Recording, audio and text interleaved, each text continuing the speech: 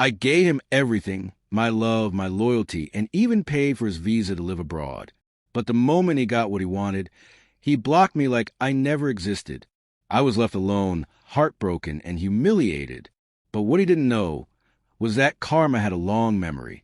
This is a story of how I turned heartbreak into power, and how life gave him a lesson he'll never forget. Before we begin, don't forget to like, share, and subscribe for more stories where karma speaks louder than revenge. It was a rainy Sunday afternoon in London. Emma Collins sat in her small but cozy apartment in East London, sipping hot tea and watching the raindrops race down the window pane. She had just finished a 12-hour shift at the hospital. Being a nurse was exhausting but fulfilling. Her life, though busy, often felt lonely. Emma was 32, single, no kids. Most of her friends were married or had moved on with life. She had been through 2 heartbreaks already, and after the last one, she told herself she wouldn't trust easily again. She picked up her phone to scroll through Instagram, just to distract herself before bed. As she checked her notifications, she saw a message request from someone she didn't know. The profile picture showed a man with caramel skin, dreadlocks pulled into a neat bun, and a smile that could melt ice. At @jmills_official. Hi, beautiful. I hope I'm not being too forward. I saw your photo on the Explore page, and wow, you've got a smile that could stop time. My name's Jason. Emma rolled her eyes and almost deleted the message, but something made her pause. Maybe it was the way he phrased it, not pushy, not crude, just confident and warm. She tapped into his profile. Musician, based in Jamaica. A bunch of videos, singing covers, and a few of his own songs. Over 5,000 followers. His voice? Smooth, emotional, real. Here we go again, she muttered with a half smile. She replied anyway. Emma, thanks. That's very kind of you. Hope you're having a good day. Within seconds, the typing bubble appeared. Jason, even better now that you replied. Are you from the UK? I've always wanted to visit London someday. Maybe meet someone special there too. Emma laughed. He was charming, but she wasn't falling for anyone's sweet talk again. Still, she was curious. Over the next few hours, they talked. About music, about life in Kingston, where he lived, about her long shifts at the hospital. He asked her questions, not just the usual flirty ones, but about her dreams, her hobbies, even her favorite food. As days passed, those chats became routine. Morning texts, good night voice notes, video calls when he had good Wi-Fi. Jason made her laugh again. He was creative, always sending songs he recorded on his phone, saying, "This one's for you, Em." One night, after a long shift, Emma lay in bed, her phone resting on her chest. Jason had just sung a love ballad. He said reminded him of her. She smiled. Maybe this is different. 2 months in, they were talking daily. Emma had never met someone who made her feel this seen, this appreciated. Even from miles away, her best friend, Rachel, was concerned. Em, you've known him online for what, 8 weeks? And he's already talking about marriage and moving to UK? Rachel said over lunch one afternoon. Emma stirred her tea nervously. I know how it sounds, but Jason's not like the others. He's gentle. He listens. He's not asking me for money or anything shady. Rachel raised an eyebrow. Yet, Emma sighed. I get it. I really do. But it doesn't feel fake. Rachel shrugged. Just promise me you'll be careful. Okay? You have a good heart, and people take advantage of hearts like yours. That night, Jason called her, his face lit by the blue glow of his phone. Emma, he said softly, I've never felt this kind of peace with anyone before. Even though I'm here and you're there, I feel like I found my person. Emma's heart fluttered. Jason, I want to be with you. For real. I want to see you, hold you, build something. Maybe even marry you one day if you'd let me. She was silent. Her stomach flipped. Jason looked nervous. Too much. Emma shook her head, smiling. Not too much. Just unexpected. I mean it, he said. I want to make a life with you. And just like that, she was falling. 3 months later, they were officially dating. Well, as official as a long-distance relationship could be. Every night they talked on video for hours. Jason told her about his struggles as a musician, how hard it was to find work, and how he dreamed of moving to a place where people actually supported the arts. "I feel stuck here, Em," he said one night. "No matter how hard I try, things just don't move forward." Emma's heart ached for him. "Come here," she said suddenly. "To London. We can finally see if this thing is real." Jason stared at her through the screen. "Are you serious?" She nodded. "I've been thinking about it. We can apply for a visitor visa first. You come for a few weeks and see what it's like." Jason looked down, biting his lip.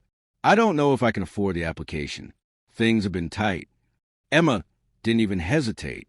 "I'll pay for it. It's not a problem." He looked up, his eyes glossy. "You'd do that for me?" "Of course," she said softly. "You matter to me." 2 months and £600 later, the visa was approved. Emma stood at Heathrow Airport, holding a sign that read "Welcome Home, Jason." Her heart was thumping like a drum in her chest. Then she saw him, taller than she imagined, slim, with that same charming smile from his pictures, dressed simply in jeans and a hoodie, dragging a suitcase behind him. He ran to her. "Emma," he whispered as he hugged her tightly, "you're even more beautiful in real life." She laughed. "You smell like a flight." "Hey," he said, chuckling. It was worth every hour. The first week felt like a dream. They toured London, Big Ben, Tower Bridge, Camden Market. Jason was constantly holding her hand, kissing her cheek, telling her how lucky he felt. "You're the woman I prayed for," he said one night as they watched Netflix under a blanket. "I don't ever want to lose you." Emma felt full. She had someone to come home to cook for, to laugh with. Life felt softer. But things changed quickly after that. Jason started staying up late, talking to music contacts online. He didn't seem interested in applying for jobs. Even when she brought it up, "I'm working on my music, babe," he said. "I'm building connections. That's my focus." Emma tried to be supportive. "I understand, but maybe you can find something part-time while the music builds?" He frowned. "Why are you pressuring me? I just got here. Can't I breathe?" She apologized. "I didn't mean to upset you. I just want us to have a future." Jason kissed her forehead. "We will. Trust me." Then came the talk of marriage. It was late on a Friday. They were in bed. Jason turned to her. "I've been thinking, if we got married, I could stay permanently. We wouldn't have to worry about the visa expiring." Emma blinked. "Marriage? I love you, Emma. I'm not going back to Jamaica. Not when my heart is here." She stared at the ceiling. "It's a big step." "I know, but I'm ready. Are you?" Emma hesitated. But then she looked at him, at the man she had brought into her life, into her home, into her heart. "Okay," she whispered. "Let's do it." Jason smiled wide. "You won't regret it." They got married quietly at the registry office a few weeks later. No guests, no flowers. Just a dress Emma bought online, and a suit Jason borrowed from a friend. Afterward, they went out for Indian food and laughed like teenagers. It felt rushed, but it also felt like hope. Emma filed for his spouse visa and paid over £1,500 in fees. She handled the paperwork, the interviews, even bought him a new phone so he could stay organized. She told herself this was love. That love meant sacrifice, that she had found her forever. What she didn't know was that her forever had an expiration date. It was a chilly morning in early spring when Emma stood in front of the mirror, adjusting her white lace dress. It wasn't the wedding she had imagined as a little girl. There was no church choir, no dancing, no proud father walking her down the aisle. But Jason was all smiles as he walked into the room, wearing a fitted navy blue suit.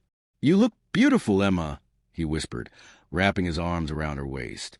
She smiled weakly, trying to quiet the nerves swirling in her stomach. "Thank you. Don't be nervous. This is our beginning," he said, placing a soft kiss on her shoulder. The registry office was quiet. Only Rachel, Emma's best friend, came as a witness, and even she wasn't fully convinced. Rachel pulled Emma aside before the ceremony. "Emma, are you sure about this?" Emma looked down at her bouquet, simple roses she had picked up that morning. I love him. Rachel frowned. Just make sure he loves you the same. I know it's fast, Emma said, her voice low, but it feels right. Rachel didn't argue. She just gave her a long hug. I'll be here, no matter what. After the short ceremony, they took a few photos outside. Jason kissed Emma on the forehead, smiling into the camera. To everyone watching, it looked like love. They went for dinner at a small Italian restaurant near their flat. Jason toasted their new beginning.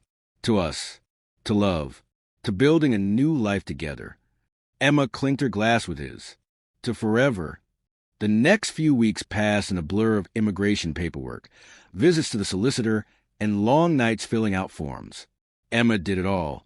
Paid all the fees, answered all the questions, handled every appointment.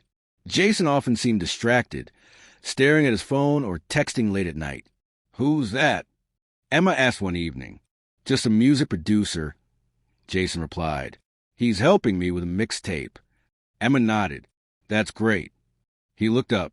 You don't trust me? No, it's not that. I feel like we don't talk as much anymore. Jason sighed. Babe, I'm just trying to make something of myself. For us. Isn't that what you want? I just want us to stay close, she whispered. Jason walked over, kissed her forehead, and hugged her. We're fine. Stop overthinking. But the changes were undeniable. Jason stopped joining her in bed at night, saying he was working on music. He went out more, claiming to meet new people, build connections. Emma started feeling like a roommate, not a wife. One night, she tried to talk about it. Jason, she said softly, sitting beside him on the couch. Are we okay? He glanced at his phone. What do you mean? We don't spend time together like before. I feel like I'm always trying to reach you. Jason threw his head back and groaned. I can't be with you every second of the day. I'm trying to hustle. I'm not just going to sit here and be your puppy. Emma blinked. I never said that. You're suffocating me. She stood up slowly. I just wanted to talk. That's all. Jason rolled his eyes. Then talk to your friends. I'm busy. That night, Emma cried quietly in the bathroom. She wasn't sure what hurt more, the coldness or the fact that she'd seen it coming and ignored the signs. But every time she thought confronting him, he'd switch back to sweet Jason, singing her songs, cooking her dinner, even leaving sticky notes that said, Love you always, Jay. It was enough to make her doubt herself, enough to keep her hoping. Until one morning, he was gone. Chapter 4. My dream became a nightmare. It was a regular Tuesday. Emma woke up at 6:30 a.m., expecting to see Jason sleeping beside her. His side of the bed was empty. At first, she didn't panic. She thought maybe he had gone for a morning walk. But then she noticed his shoes were gone. So were his clothes, his phone charger, even his toothbrush. Emma walked into the living room and saw the shelf where he kept a guitar empty. Her heart started to race. She grabbed her phone and called him. Your call cannot be completed at this time. She tried WhatsApp. Blocked. Instagram. Blocked. Facebook. Blocked. Email. No reply. It didn't make sense. She sat on the edge of the bed, shaking. No. He wouldn't. She called Rachel. He left, Emma said, her voice trembling. He's gone. What do you mean he's gone? Rachel asked. His things are gone. He blocked me on everything. Rachel's silence was louder than any words. Emma didn't go to work that day. She called in sick and spent the whole day trying to reach Jason. She messaged his Jamaican number. Nothing. She checked all his social media accounts from a burner profile. He had changed his username and removed any trace of their marriage. It was like she never existed. A few days later, a friend of Jason's, someone they had met at a local gig, messaged her. Trey, hey, Em, I know this might be hard, but I thought you should know. Jason's with someone else now. He moved in with her. Emma stared at the message. What? She replied quickly. Emma, do you know who she is? Trey, her name's Melissa. She's older, British, owns a boutique. They've been together for a little while now. Even before he moved out, I think. Emma felt like she'd been punched. So he had used her to get his papers, used her to get into the country. And when he didn't need her anymore, he replaced her. The next few weeks were the darkest of Emma's life. She barely ate, couldn't sleep. She'd sit in the same spot on the couch for hours, staring into space. How could she have been so blind? How could someone who said they loved her do this? One night, Rachel came over and found Emma curled on the floor. "Em, get up," she said gently. "This man is not worth dying over." Emma shook her head. "I married him, Ratch. I gave him everything." Rachel knelt beside her and took her hand. "Then take it all back. You're not weak. You're hurt, but you're not broken. He used you, but that's not the end of your story." Emma looked into the mirror a few days later and barely recognized herself. Pale, thinner, tired. "No," she whispered. "He doesn't get to destroy me." She opened her laptop. She started researching how to revoke sponsorship, how to legally protect herself, how to speak out, and most importantly, how to heal. Because what Jason didn't know was that karma always comes. And Emma, she was just getting started. 3 weeks had passed since Jason walked out of Emma's life without a word. She had gone from denial to heartbreak to pure anger. There were still days she woke up expecting to see him. Her body would reach across the bed before her brain remembered. He was gone. Not just gone, but he had blocked her, erased her, acted like she never existed. She had given him everything: her love, her home, her money, even her last name. And what did he give her? Silence. Emma sat in the small cafe near her workplace, sipping black coffee as her phone buzzed. It was Rachel. "Rachel, hey babe, any updates?" Emma, still nothing. "I even emailed his immigration lawyer pretending to ask about the status of our file." Rachel, and Emma. "They said they received all the documents, including his proof of separation from me. Can you imagine? He told them we're no longer together." Rachel, "Wait, what?" "But you never signed anything." Emma, "Exactly. He submitted forged papers."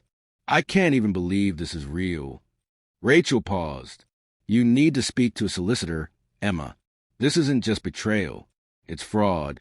Emma sighed. "I know, but I don't even have the energy." "Then get angry," Rachel replied. "You loved him, but he didn't love you back.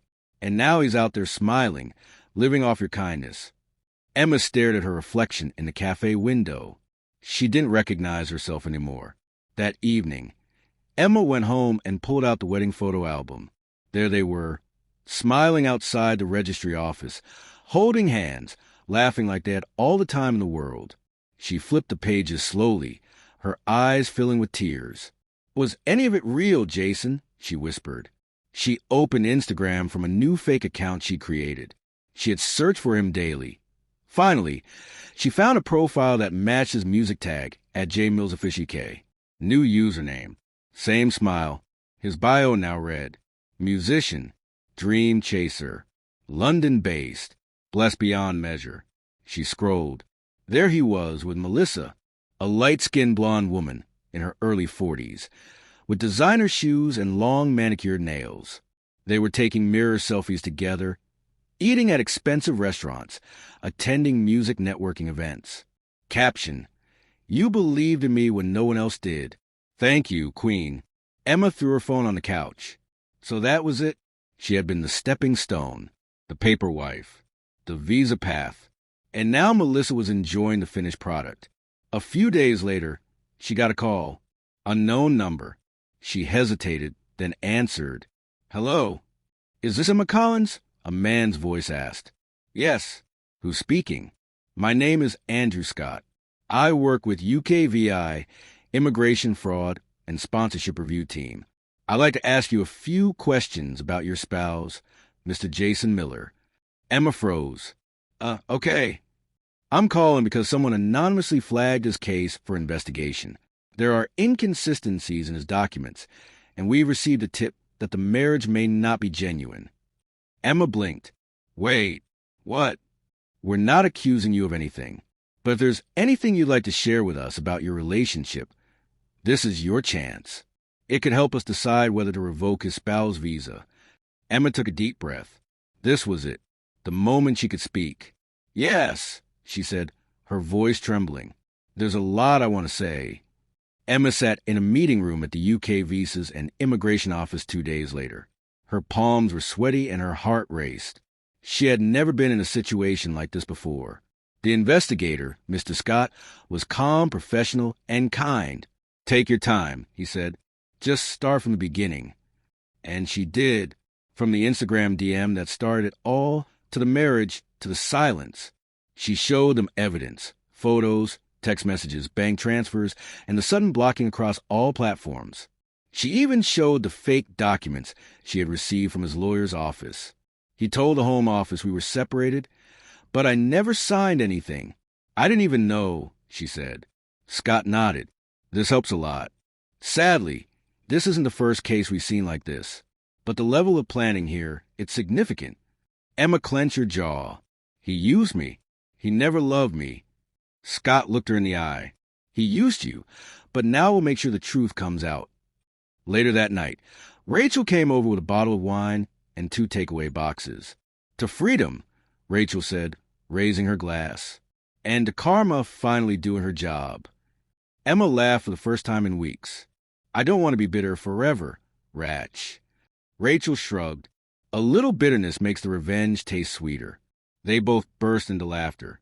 Emma started documenting her healing journey on TikTok. It wasn't something she had planned. It just happened. One night, she posted a short clip of her sitting on the bed, holding her wedding ring.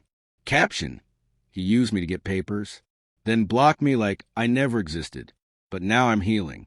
Day one of taking my life back. She didn't expect anything from it. But by the next morning, the video had over 300,000 views. Comments poured in. At healing_Skirqueen. Girl, same thing happened to me. You're not alone. At Dear Pain. Say less. We stand with you. Glow up time. At Karma Never Forgets. Expose him, sis. Don't let these users win. Emma was shocked. Strangers were relating to her pain, cheering for her, following her. She wasn't invisible anymore. Within a week, her page had grown to over 40,000 followers. She posted videos talking about the red flags she missed, how to protect yourself legally, and her mental health journey.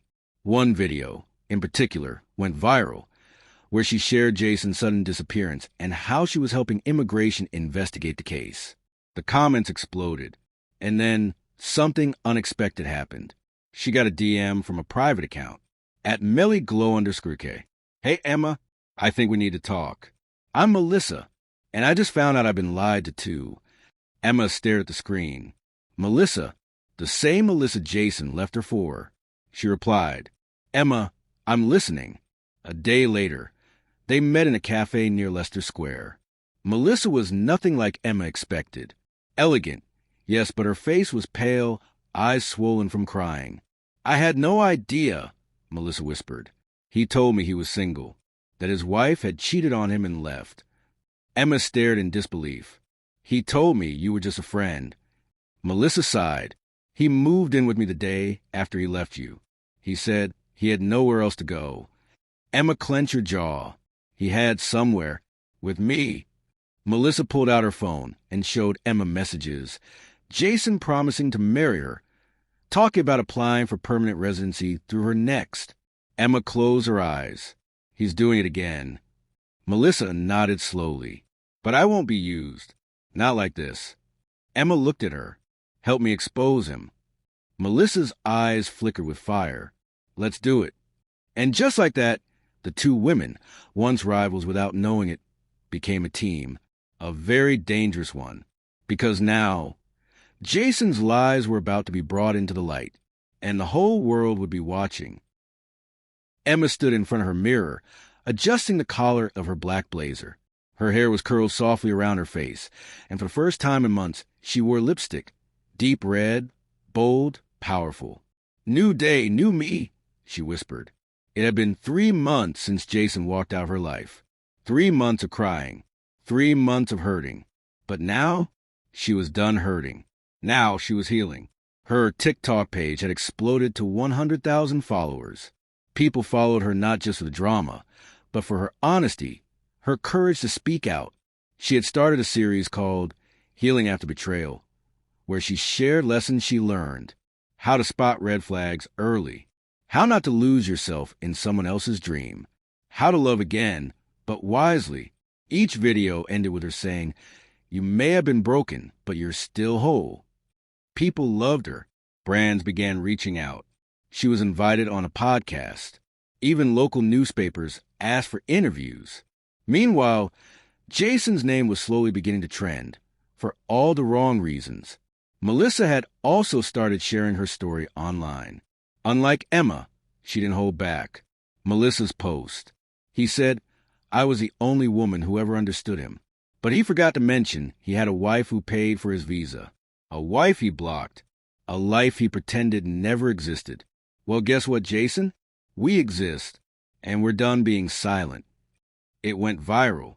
Within hours, people started tagging Jason's account, demanding answers. At JMillsOfficial UK, once filled with music lovers and fans, was now flooded with, "You're disgusting." Two women? Really? She paid your visa fees and you ghosted her? That's not a man. That's a coward. Jason turned off comments. Then he deactivated the account. Emma and Melissa met again, this time not in pain, but in purpose. "He's scared now," Melissa said over coffee. "He should be," Emma replied. "But we're not done." "I have an idea," Melissa said, eyes gleaming. "He's performing next week at that open mic in Camden, right? Let's show up." Emma tilted her head. "You want us to confront him publicly?" "Exactly," Melissa said. "Let's give him something he'll never forget." That night, Emma lay in bed, heart racing. Could she really face him again? After everything? She opened her journal and wrote, "This isn't revenge. This is closure, with a mic and a witness." She smiled, then closed her eyes. The lights were dim at the Camden Open Mic Lounge. The crowd was lively, chatting over drinks and waiting for the next act. Emma and Melissa sat near the back, both dressed sharply, blending into the crowd. Jason walked onto the stage, guitar slung over his shoulder, dreadlocks tied neatly, fake confidence in his step. "Good evening, London," he called.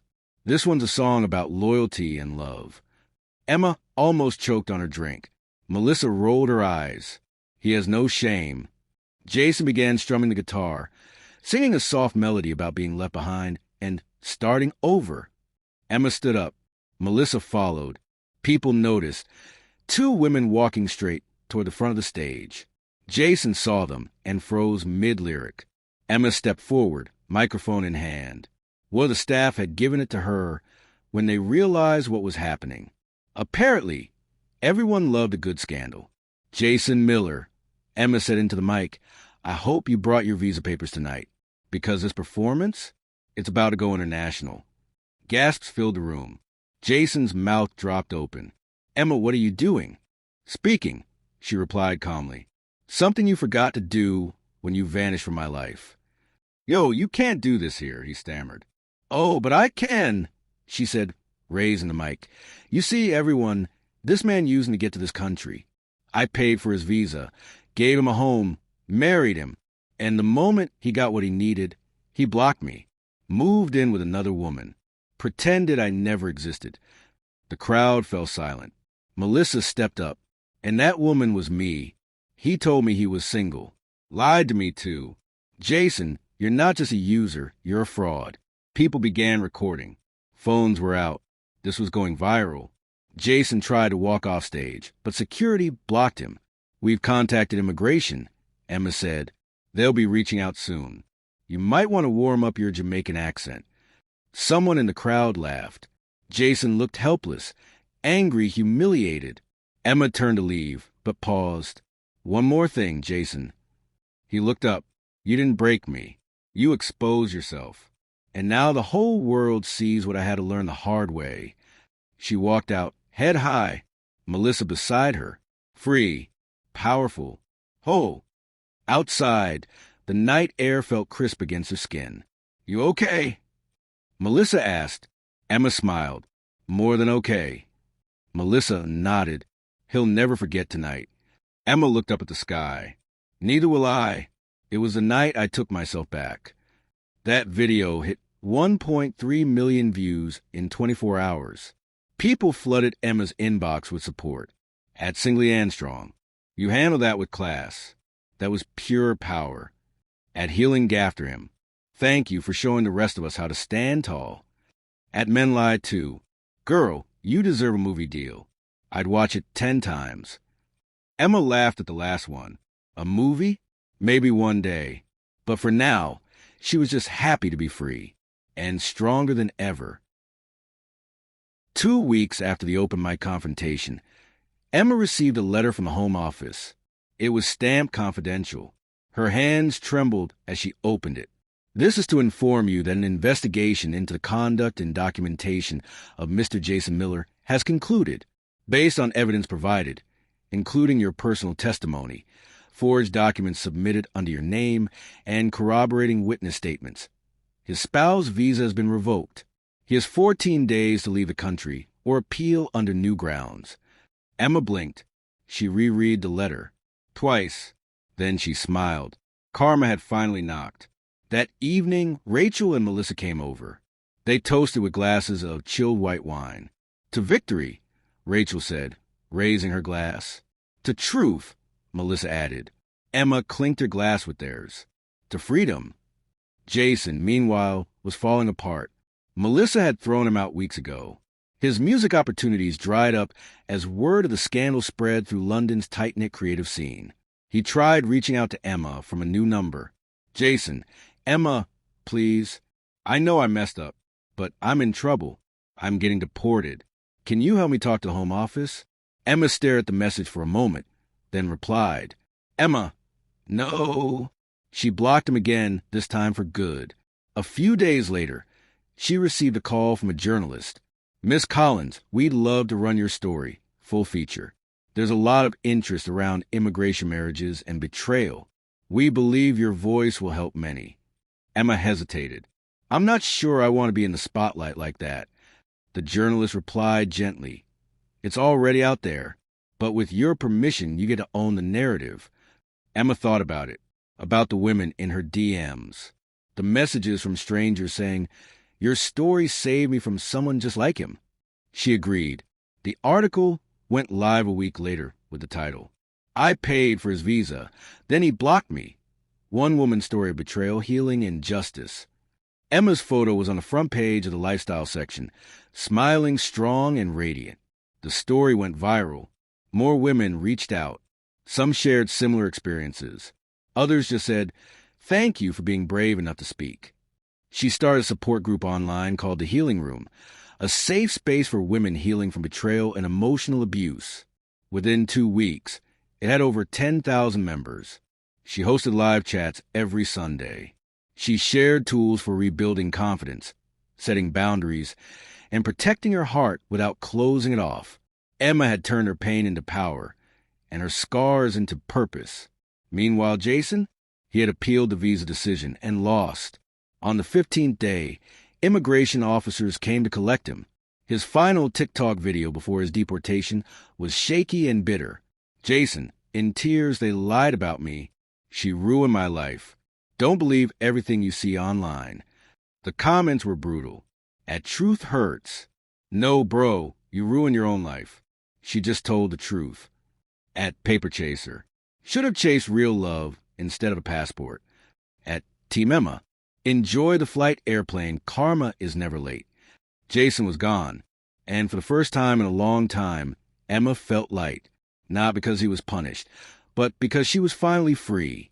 1 year later, Emma stood on the stage of a women's empowerment conference in London. The crowd of 300 people stared up at her, clapping as her name was announced. Please welcome Emma Collins, nurse advocate and founder of the Healing Room. She smiled as she stepped up to the podium. Thank you, she began. If you had told me a year ago I'd be standing here, I would have laughed, or cried, or both. The crowd chuckled. I'm not a celebrity. I'm not a therapist.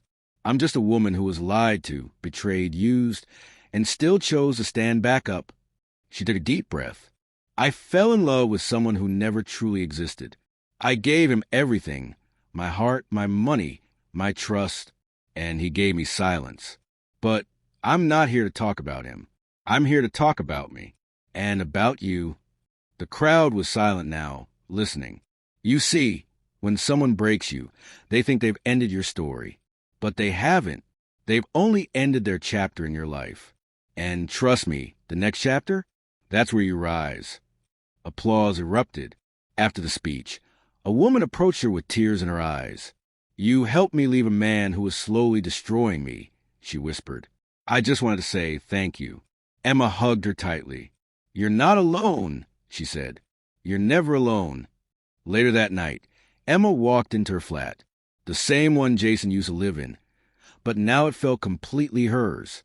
She lit a candle, put on some jazz, and poured a glass of wine. Her phone buzzed with a notification. It was a message from a literary agent. Hi, Emma. We read your story in the paper and followed your journey online. Have you ever thought about writing a book? Emma smiled. Maybe she would. She sat on the couch, opened her journal, and wrote, He used me to get papers abroad. Then he blocked me like I was nobody. But I took every broken piece and built something stronger. He thought he won. But I won peace. I won clarity. I won me. She closed the journal and leaned back. It was quiet, peaceful, and this time the silence didn't hurt. It healed. The end. If you've ever trusted the wrong person or felt used and discarded, just know you're not alone. Your pain doesn't define you, but what you do with it can change everything. Don't forget to like this video, share it with someone who needs to hear it, and subscribe for more real, raw, and powerful stories of betrayal, survival, and revenge. Because here, we don't just tell stories, we reclaim them. Thanks for watching. See you in the next one.